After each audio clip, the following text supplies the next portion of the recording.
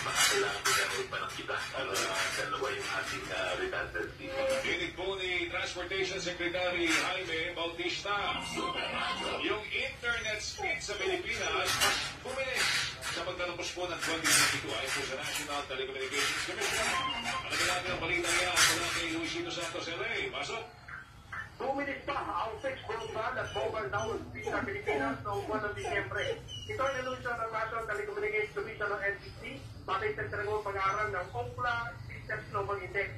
Ayon sa Ookla, umakyat ang fixed broadband speed sa 7.39 Mbps noong Disyembre, pagmulahin sa 81.42 Mbps na naidalang sa limang buwan. Ang tapos speed ay kumakatawan din sa improvement at 26.79% mula nang mapumpisa ang Microsoft Administration of the 2022. Mamaya ka na lalabas, ha? Mamaya na lalabas. Mula naman yan sa 24.0%. Kasi babalik pa si Tita Jen, hindi pa siya, oo. Babalik pa siya, mamaya na. Punta ka na muna dun sa taas, samahan mo si ate, sa ate Paksi, ha? Kay NTC officer in charge, Oh. Commissioner Ella Blanca Lopez, welcome development ito. Lalo pa